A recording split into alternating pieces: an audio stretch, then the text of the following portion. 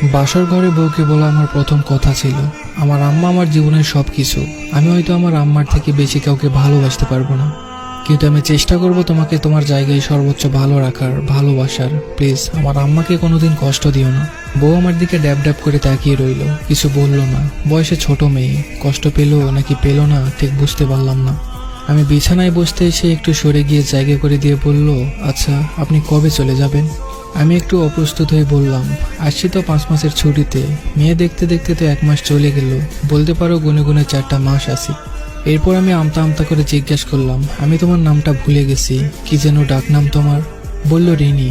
নাম বলেই খিলখিল করে হাসতে লাগলো আর বিড়বিড় করে বলল, আল্লাহ এ কেমন বর, বউয়ের নাম জানে না।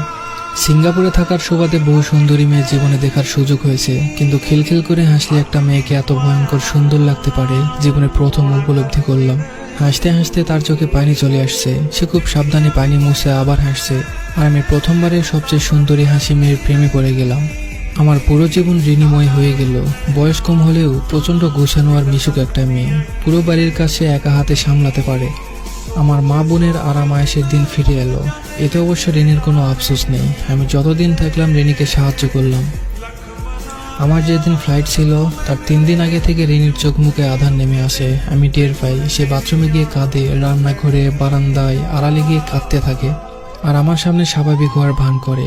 আমিও ভান করি। এই যে প্রিয়দের ছেড়ে যাবার কষ্ট প্রতিবার ভোগ করতে করতে আমি ক্লান্ত। মাত্র ইন্টার পাস করে দেশের বাইরে পাড়ি দিয়েছি জীবিকার তাগিদে। আব্বা মারা যাওয়ার পর ইচ্ছা থাকা সত্ত্বেও আর পড়াশোনা করতে পারিনি। 17টা বছর প্রবাসে জীবন কাটিয়েছি। এখন আর হাউমাউ করে দুঃখ গায়ে মাখাতে মন চায় না, মনকে পাথর করেছি। তবে এবার আমার পাথরে মন কেন যেন গলে যেতে চাই। সিঙ্গাপুরে আসার পর প্রতিনিয়তই বাড়িতে কথা হয়, আম্মার সাথে, ছোট বোন রেহানা আর রিনির সাথেও।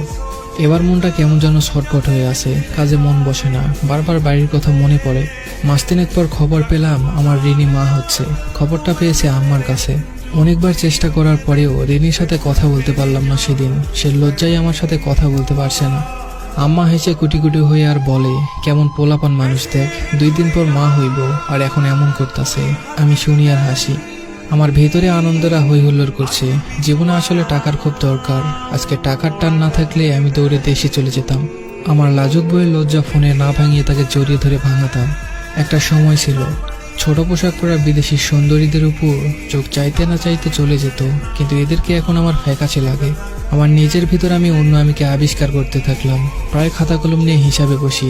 এখন থেকে আরো খরচ কমাতে হবে নিজের। প্রতিদিন অল্প অল্প করে জমাতে থাকলাম। মোটামুটি একটা সেভিং হলেই দেশে গিয়ে অন্তত 1 মাস থেকে আসবো। আমার 2 চোখ ভরা রঙিন স্বপ্নের মৃত্যু ঘটল সেদিন, যেদিন বাড়ি থেকে ফোন করে বলল আমার সন্তান আর রিনি নাকি পৃথিবীতে আর নেই। পানি ভেঙে যাওয়ার ফলে নাকি এমনটা হয়েছে।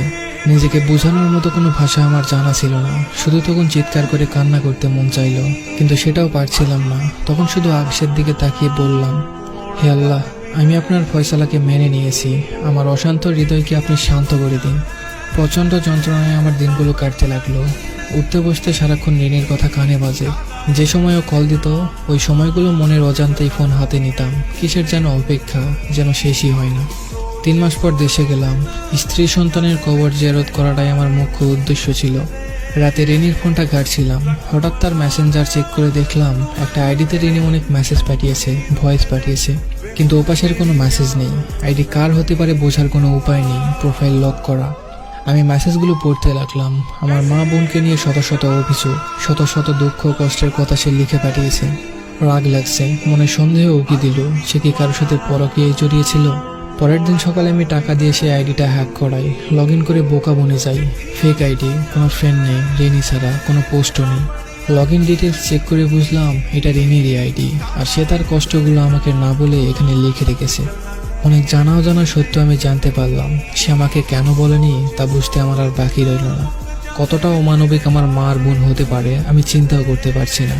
মেয়েটা নিশ্চয় ভেবেছিল সবচেয়ে বেশি ভালোবাসার মানুষের নামে আমার কাছে অভিযোগ করতে নেই, কিংবা আমাকে সে কষ্ট দিতে চায়নি। অনুতাপ, অনুশোচনা আমাকে ঘিরে তুলল।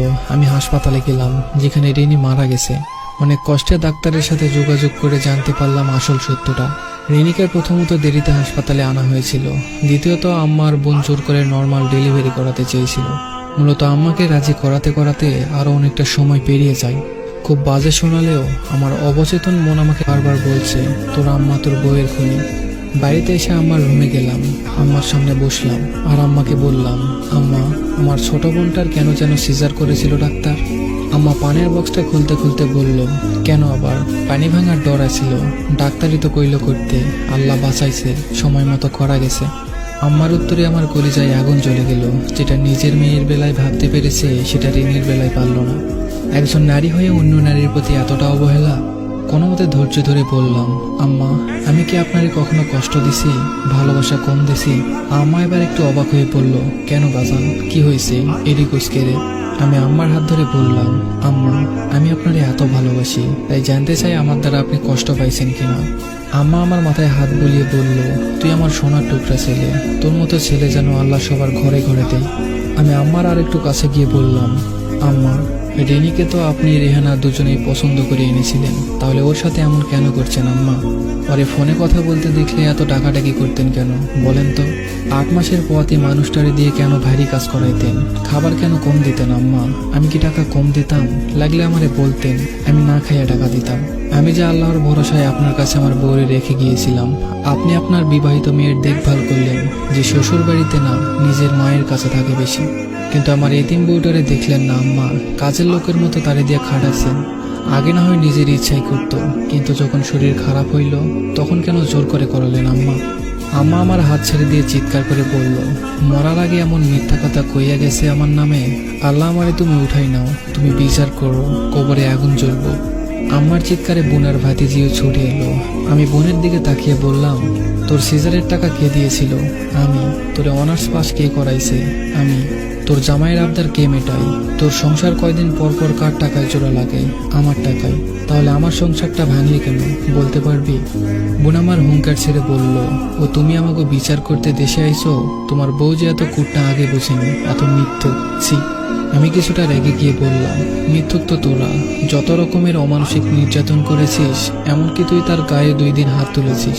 আমার আম্মা সেটাকে এবার সঠিক রায় দিয়েছে, অথচ সে আমাকে কিছু বলল না। বোন এবার মস্করা সুরে বলল, ও তোমার ভালো বউ কিছু বলে নাই, তাহলে এগুলি এখন তোমার বউয়ের ভূত এসে ভুলে গেছে। ইচ্ছা হলো চর মেরে ওর দাঁতগুলা ভেঙে দেই। ওর বাচ্চাটা সামনে দাঁড়ানো, তাই নেহাত ছেড়ে দিলাম।